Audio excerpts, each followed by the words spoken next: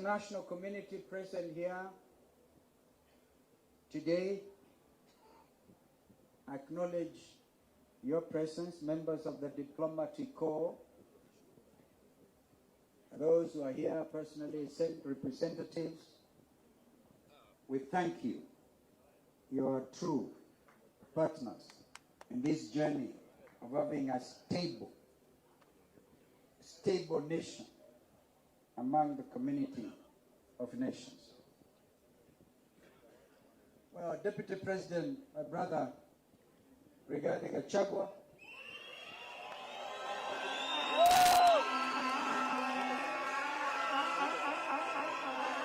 my twin sister, Mother Wangari Karua,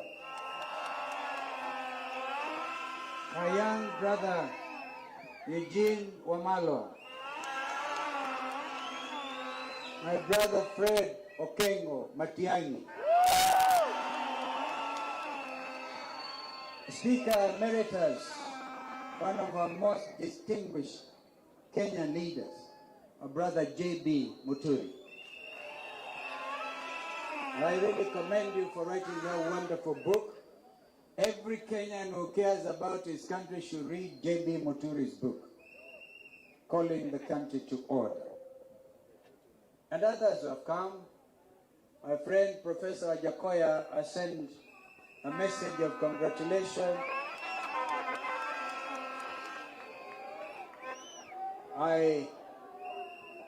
Our friend Governor Natembeya of Tanzania has actually gone down with flu. He really wanted to be here. Thank you for coming here as our special observers. And I want to recognize Engineer Maina, who is also representing our brother, Governor Peter Munya. Fellow patriots, and now we seek your indulgence. I seek your indulgence. Comrades, power. Comrades, silence. Today, I stand before you with both a heavy heart and renewed determination. Our country is hurting. Our people are suffering. And this suffering is not accidental. It is the direct result of poor leadership, misplaced priorities, and a betrayal of public trust. Yet, even as we acknowledge the pain, we must never lose sight of our power to change things. I'm here today not to lament, but to lead a revolution of hope, to remind you the Kenyan spirit is unbroken, and that the dream of a better nation still burns brightly in our hearts. Wazalendo wenzangu, please listen clearly. Hope is alive, and together we shall reclaim our country, we shall rebuild our economy, and restore the dignity to every Kenyan household.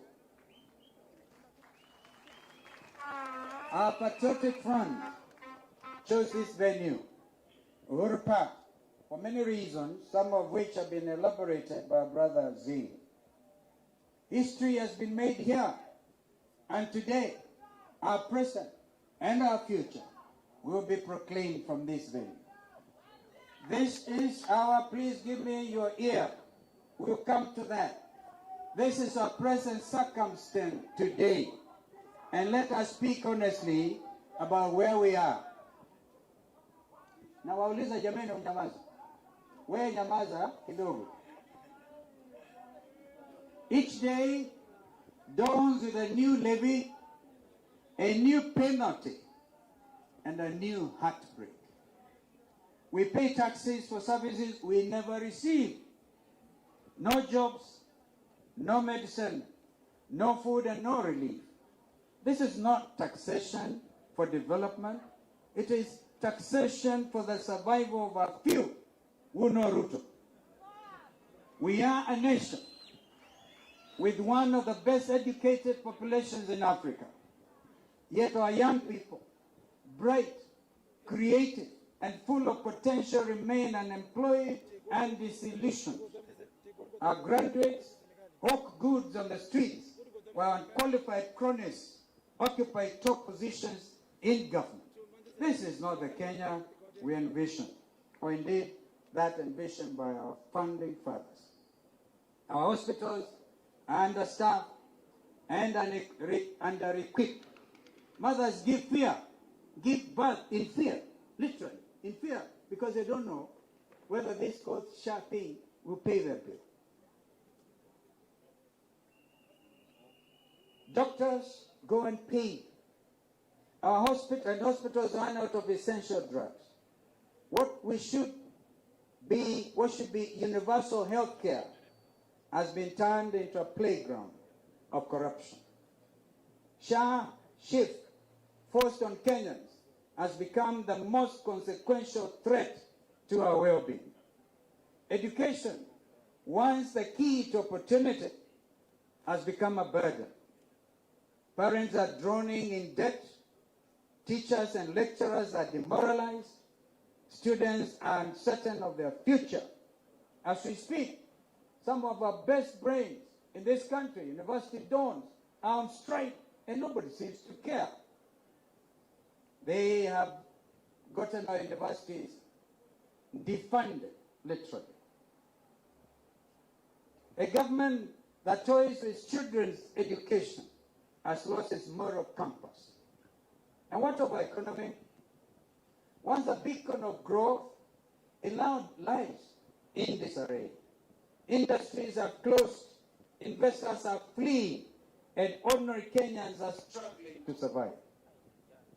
Our brothers and sisters wake up so early in the morning to walk to industrial area, only to arrive and find doors shut and their jobs shifted to neighboring countries because of this regime's taxation policy.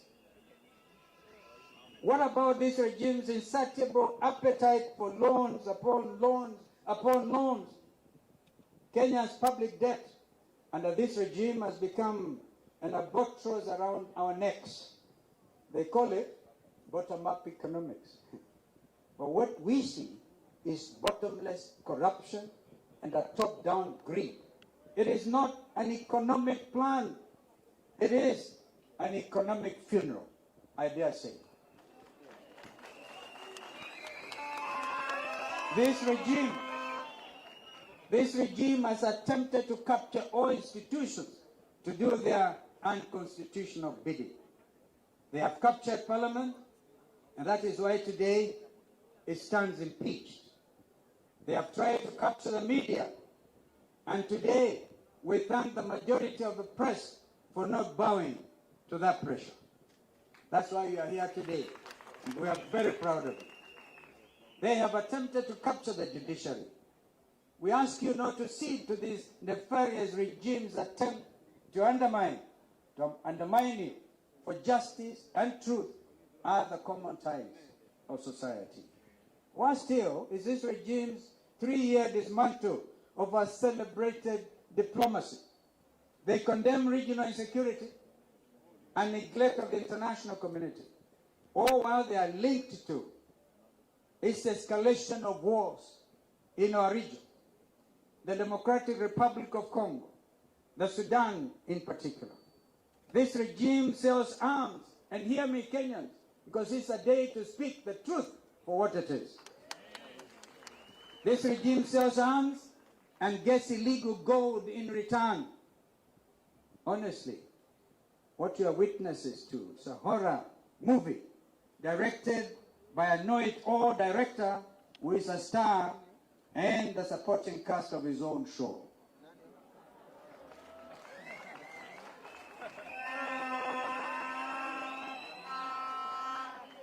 The Ruto regime calls for reforms of international institutions and global agendas, including climate change, while he auctions our forests for carbon credits for his own personal aggrandizement. Kenyans must know this. Even our forests, our national parks, are up for auction. The very oxygen we actually breathe. Most heartbreaking of all is the plight of our young people the Gen Z generation, bold, creative, and courageous, took to the streets to demand justice, to demand jobs, to demand dignity and accountability. But their voices on June 25th, 2024, were met not with dialogue, but with bullets and intimidation. A government that silences its own children has lost the right to lead. But I stand here to tell you, we are not doomed. Kenya can rise again, and Kenya will rise again. Under a patriotic administration, and together with our partners, we shall build a nation that works for all, not for a select few. We will deliver a 24-hour economy that ensures all of us are part and parcel of growing our basket, and together we shall lower the cost of living. Cost of fuel and electricity must be lowered if we are to get these jobs back to our industry, if we are going to yet again attempt to industrialize our country. Transformational projects like the High Grand Falls Dam that will generate 700 megawatts of electricity, a Vision 2030 project under Kibaki and ourselves, must be activated, not entrepreneured.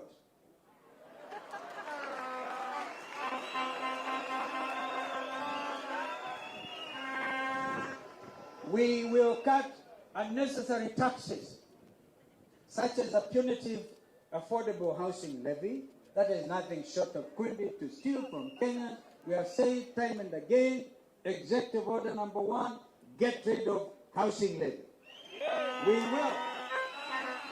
We will have an affordable, relatable, and predictable policy that not only addresses our challenges, but also considers the vast opportunities in manufacturing, in agriculture, in education, and in blue economy. Yes. Our economy be driven by innovation and integrity, not corruption and coercion.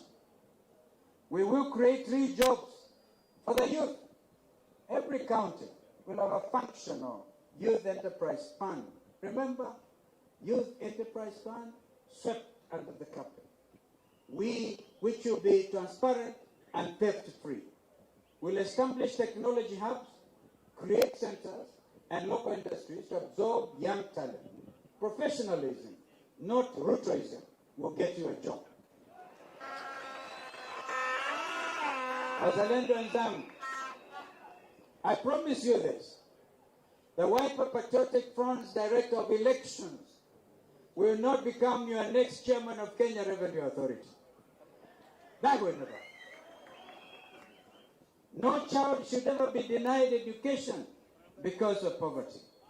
We will fund our schools adequately, value our teachers, and recognize vocational skills alongside academic qualifications.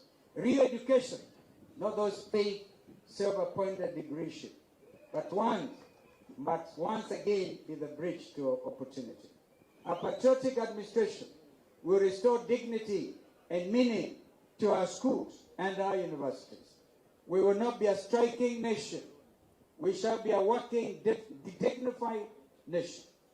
We will deliver affordable, quality health care for all. Medicines will be available in every hospital, and our healthcare workers will be respected and fairly compensated.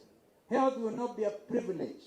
It is a right, and indeed an Article 43 right of our Constitution. We will build a just, safe, and united Kenya.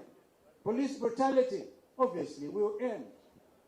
In fact, I think it has ended today, because if anybody had wanted to bring goons here, it can't work.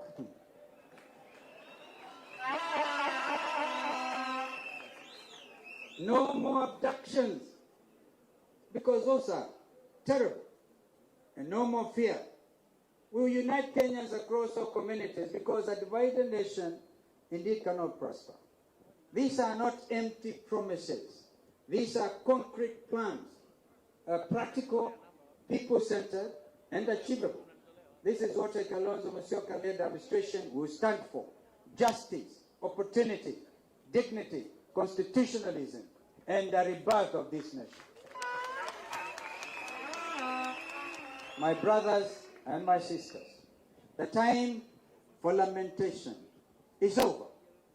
The time for excuses is gone. The moment for change is now. This movement is not about you, the people of Kenya. It is about your families, it's about your children, about your children's children, and the future of this nation.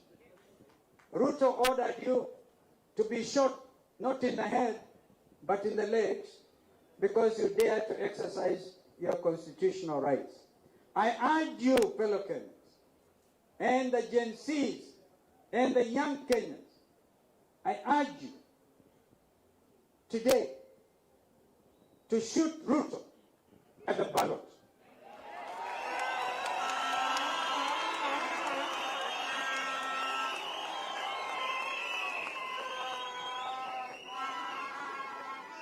If you have not yet, I implore you to register to vote. How many of you are ready to shoot Ruto at the ballot?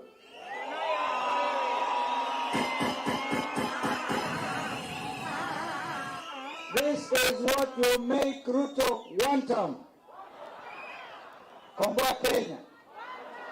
Komboa Kenya. Harambee. When we rise together, no mountain is too high. When we rise together, no government can suppress us. When we rise together, Kenya will rise again. Are you ready for change? Are you ready for justice? Are you ready for a better Kenya? Then let us rise up together. This is a moment. We cannot allow despair to kill our dreams, no exceptionally corrupt and insensitive leadership to steal our future. We will build a Kenya where leadership is honest, justice is real, and opportunity, as I said, is equal. We'll build a Kenya where every child is safe, even in our own living room. We will in honor and remember Bridget Joki, who was shot by a police bullet in Kyama, sitting by her parents' living room watching television. And she got killed, shot. So even our living rooms are not safe. I salute our farmers, our mama boggers, and our border riders. The border riders actually escorted me this morning. I thank you. The true backbone of this country. I celebrate our youth. The beacons of hope will keep faith alive.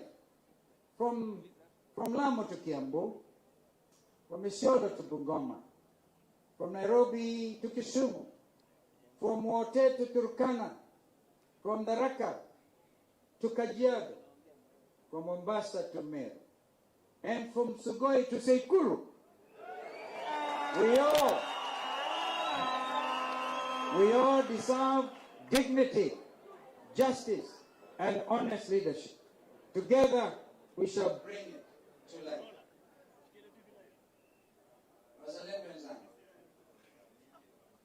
The Wiper Patriotic Front is ready. Our united coalition is ready. And for a while, we didn't have to pass the resolution to address what is already defunct.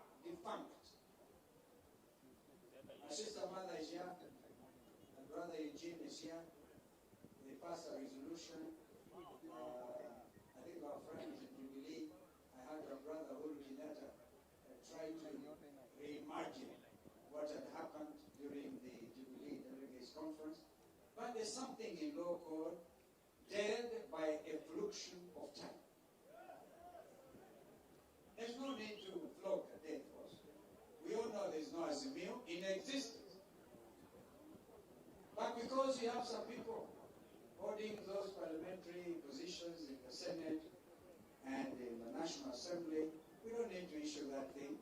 But all of us knew this is the dawn of a new beginning. I urge my colleagues to stick together, yani like bees, because if any of us betraying this confidence will stand judged by future generations. I don't want to be in that category. At very great cost, I have stood the test of time. At very great personal cost, I've dared to stand. I like it. Hashtag, the last man standing. Nimeona hiyo. Na picha inaonyeshwa. Tukiwa State House, I think, Fred, you remember, we had State House, Mombasa, before the election in 2022. And there's that clip, we're all standing there with our brother Uhuru Kenyatta, Raila Odinga, Kalonzo Musyoka, Weta, Madividi, Gideon Moi. We're all standing there. I looked at that, somebody sent me, and I must really thank our sister who is in Bahamas, I think Barbados, for CPA conference, Mheshimiwa Lesuga. She sent me that picture and said, she drew a picture around and said, the last man stand. We're all going to stand. It's not going to be the last man. How many of you are ready to stand with the last man standing?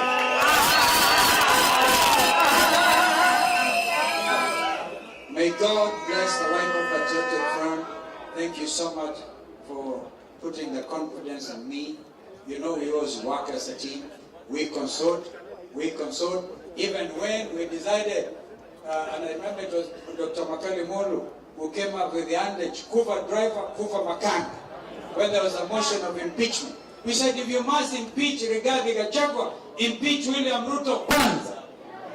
I think they have since realized the folly of those actions. Actions have consequences.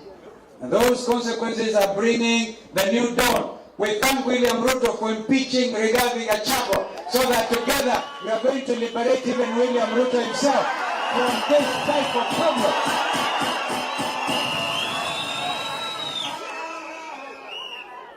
And they say, it was Shakespeare who said, there's a tide in the affairs of man, taken its height, leads to fortune.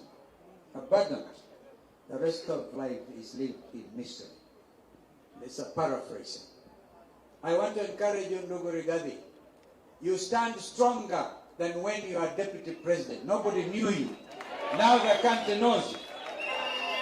My sister mother, my twin sister, you were with Ruto, Raila's running mate. You were the first one to say, he, haifanyiki, most principled, amazing Kenyan lady, even the region, standing for justice, and everywhere in our region. My sister mother, I'm very proud that you call me your political twin. We will stand together. My brother Eugene, my mother.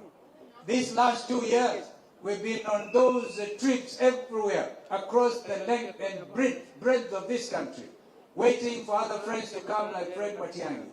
And J.B. Muturi was waiting for him to be fired. And he got fired. And it is good that Ruto fired J.B. Muturi.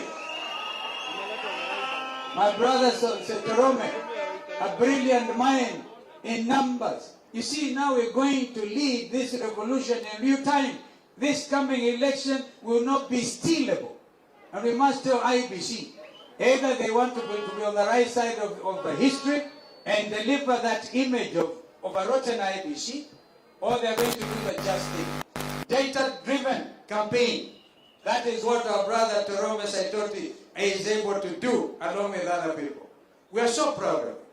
Our brother, Governor Natembeya, you did meet severally with our friends and our brother Eugene. We asked you that for the sake of all of us, any of us bleeding will get all of us bleeding. So we must hold together. Allow me to thank our 3 governors from Makueni, Machakos, and Kitui for standing strong. For standing very, very strong. Yani, they know what the Constitution says. What the Constitution says. They know. There are 2 levels of government. They're independent, they know. So I told them, when William Ruto comes calling, you are the governor, but he must recognize you. You are the home governor. You are the ruler of your county. Don't go out there. William Ruto does not believe in devolution. If anything, is trying everything to kill devolution. We will make sure that the three of you will multiply and multiply. God willing, when we take the count in 2027, we shall be more than 30 governors in this, so that we can save our country. I want to thank our members of parliament. If you can please stand. I'm very proud of those team. That team, they refused kupatiwa pesa na briefcases. They stood. I can see a lot of you others are going to join Wiper Patriotic Movement because of you. So we celebrate you. We celebrate you. Our MCAs, if you could please stand wherever you are. Never mind the confusion once in a while. Governor Douglas Billow, you are smart here and you know how to hold the ground. Thank you for putting the question and for endorsing my candidature. May God bless you. The people of Makueni, the people of Kitui, the people of Machako, and we have MCAs, the people of Taita Taveta.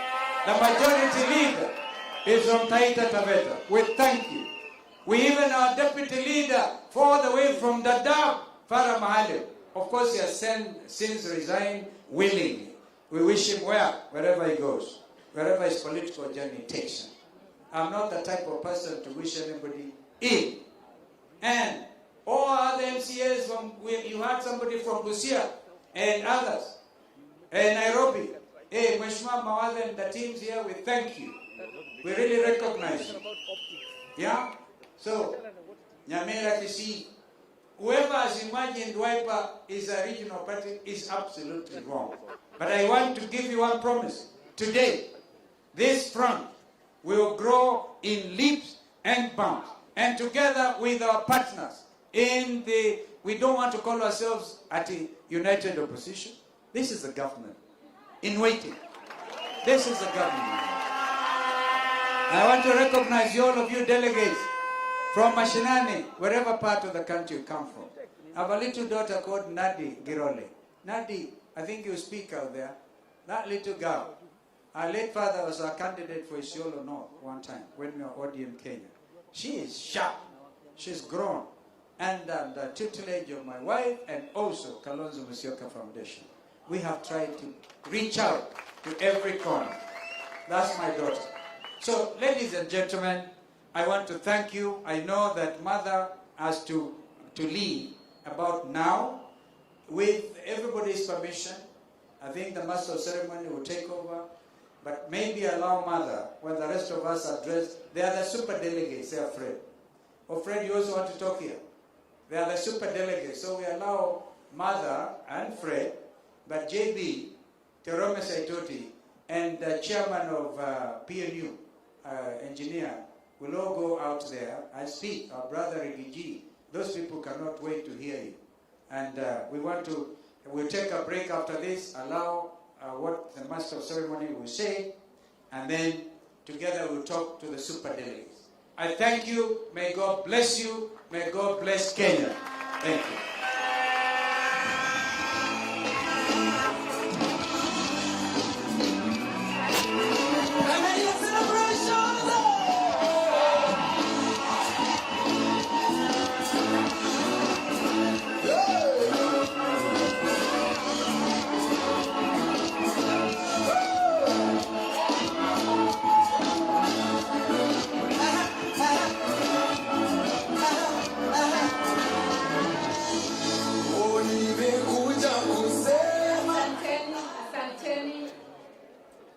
Your Excellency,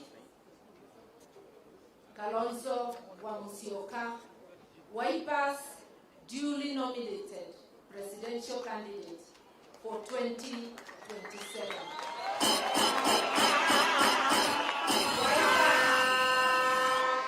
Delegates to this NDC, my dear brothers, co-principals, in Team Ukombozi, Team One Term. It is a great moment today. I want to begin by congratulating my political twin for being nominated in this very colorful, very well organized, very well attended NDC, and to congratulate the Wiper Patriotic Front. its delegates, and in particular, the governors and members of parliament for remaining steadfast. Wiper has been an exemplary party, and this is not the first time I am saying it. I remember saying it somewhere in Naivasha, and I remember you were there, Governor Wavinya. We admire the leadership of my political twin, His Excellency KALONZO MUSYOKA, the way he has held the Wiper Patriotic Front together, what he represents, and the way he has stood with the people of Kenya. He is a selfless man. For that, I admire and respect him for his stand. And today, what he has said here today is what I too and our colleagues believe in. We are together on a journey to liberate this country. And I note that today, when we say Wiper, munajibu sio Wiper. Wiper! Iyo museme kwa nguvu. Wiper! Wiper! We are on a journey to liberate. We in the People's Liberation Party, we say it, but we say it slightly differently. We say unite, liberate. Nikisema PLP, munanipatia unite, liberate. PLP. Unite, liberate. Kwa Kiswahili tunasema tuungane, tujikomboe. PLP. Tuungane, tujikomboe. You can see, we are on a journey to liberate. And when I listen to my other brothers, what they say is about liberating the country. We are liberating the country from the yokes of oppression. Someone's finger is on our throats. Someone's boots is on our throats. They are exploiting the nation and its people worse than the extractive colonial regime. Why would they tax people beyond the point where a family is no longer able to feed itself? Why are they taking our money in Shah Chief, a theft syndicate? Yet, they are leaving the burdens of the bills to the families. Why are they taking the housing levy? I am happy to hear my brother say he would scrap it as the first item. I will not repeat everything my brother has said. I've only touched on a few to show that we are of the same mind. Should the united opposition pick my twin brother as the flag bearer, I pledge to stand with him to the end.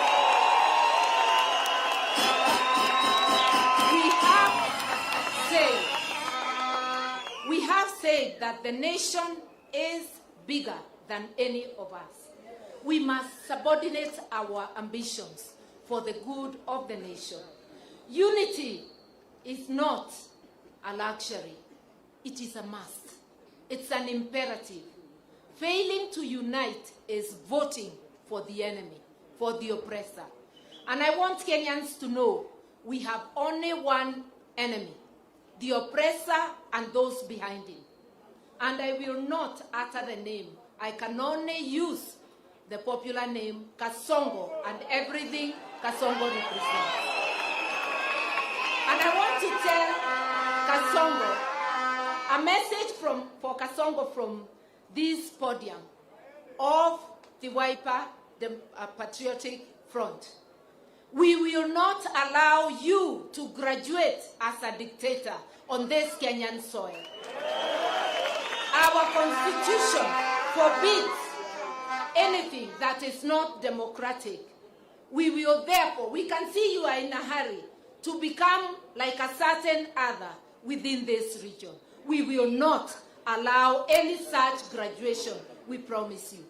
And we promise the people of Kenya nothing short of liberation, a better life, a prosperous life, and a country founded on the rule of law. a country founded on equity, on justice, on social justice, and on everything that the Kenyans deserve. And we therefore say, mambo ni sio poa, ni one time. Mambo ni kila mahali Kenya, mambo ni mimi naomba kuondoka. Tunaenda kwa mkutano mwingine, sio wa kisiasa. Huyu ni wa akina mama, tunaenda kumpatia tunzo mwenzetu ambaye amefikisha miaka 100. Kwa hivyo muniruhusu nielekee, lakini nitawacha my agency Secretary General Asha Bashir ndivyo apate nafasi pia kusalimia the super delegates. We have a big team here of our members who include 2 professors. The Secretary General will recognize them when the time comes. I want to thank you, to apologize for having to leave early, and once again to congratulate you on this very auspicious occasion. Asante.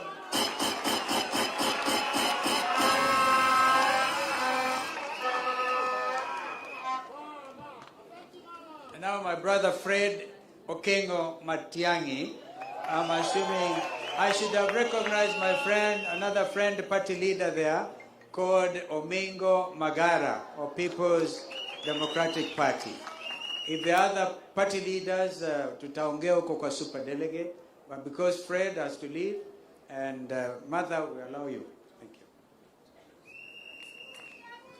you. Your Excellency, the Honorable KALONZO MUSYOKA, the party leader of Wiper Patriotic Front, and now the presidential candidate of Wiper Patriotic Front, my brothers and sisters in the opposition, and all of you wonderful people, delegates of Wiper Patriotic Front. First of all, thank you so much, Your Excellency, for graciously and kindly indulging me to make some remarks, because I'm traveling up country. First, let me start by congratulating you for a wonderful delegates conference you've had, and most importantly, for your nomination formally now as the presidential candidate for Wiper Patriotic Front. Secondly, Your Excellency, thank you for making an excellent speech. I associate myself and support every word that you uttered from here. So in a sense, you actually spoke for all of us this afternoon. My fellow Kenyans, there are many things we could say at this point in time, but I want to say only 2.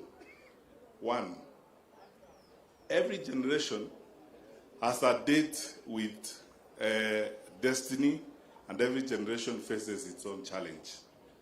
The one we face today in Kenya is to be true to ourselves and true to our country and save our country from the challenges we have today. Please allow me to say only one thing that is very, very painful to me today. What is going on right now in the country? And my colleagues, and I'm calling them colleagues because I just left the security sector 3 years ago, having served as Minister for Interior. The activities of registering people, some of whom are not even Kenyan citizens, getting identification cards and doing all manner of criminal monkeying that is going to affect our country, is setting the stage for anarchy in this country. I want to ask our brothers and sisters who are in government that, you know, there must come a time in the history and in the life of a public servant when you must think about your country more than the very basic issues of political expedience and political survival at that point in time. The madness going on right now and those things that are happening, denying young people registration in parts of the country where people suspect they will not get votes, is setting the stage for anarchy. And I want to ask the IEBC and everyone responsible to think about this country very seriously. You may be in responsible positions today, you may be in power today, but please think about the country today and tomorrow.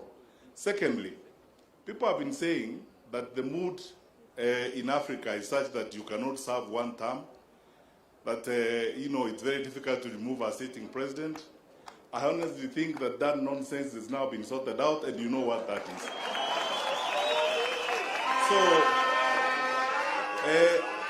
Kenyan people, soon enough we will have our opportunity to do a good thing for this country and follow suit and do what other good Africans have done where they have not been satisfied by service provision and service delivery. I honestly don't think we will let the Kenyan people down. Secondly, Your Excellency, I want to repeat and exactly say what Mother said here. We have agreed we must put ambition and everything else before the interest of this country.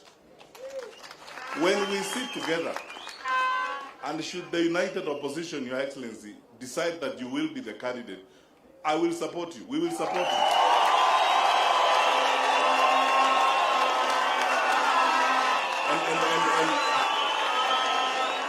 And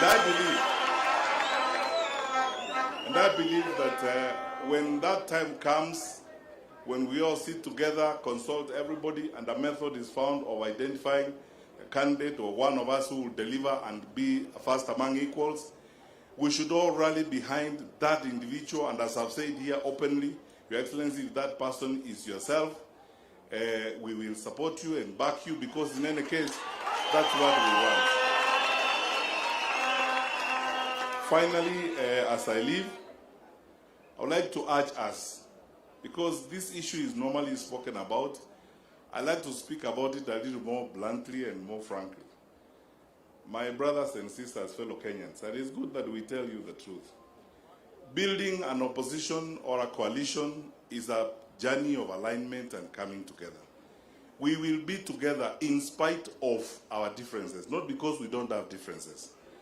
We will work on this together. It's a long journey that we are determined to work together. The goal we have is greater than the sum total of each one of us here.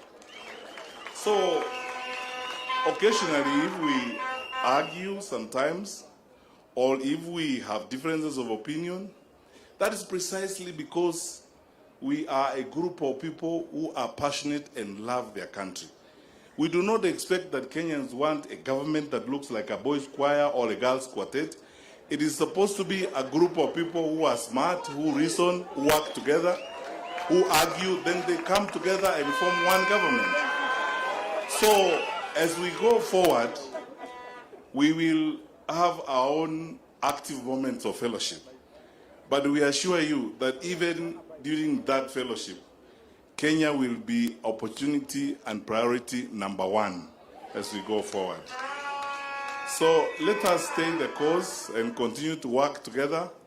And Your Excellency, there are so many leaders I came with who are going to be behind here, including our chairman, Mr. Torome, and Honorable Mingo Magara, the PDP party leader, who's part of our small working group, and so on, and we will continue to work together. Today, tomorrow, and always, Kenya will remain our priority, and we will do the best we can to ensure that we take this country to the next level. May God bless you indeed as we walk through this, and may we stick together, and may unity describe us as we demand that, as I said earlier, people who say that there would never be one term, let them just wait 2027 and see what will happen. It will be one term. Arambe! Arambe! The resolution is, God bless you.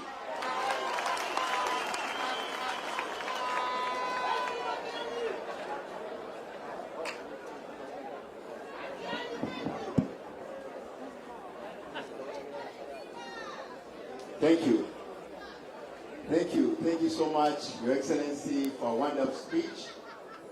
Thank you, the principals, also for your wonderful speeches. We thank you. National delegates, we want to adjourn adjourn this meeting. Then we'll proceed to the next meeting. So I want us, therefore, to invite the organizing secretary to give us the next program so that we are guided accordingly. Organizing secretary. Thank you very much, Chairman. Tafadhali delegate tumpigie makofi.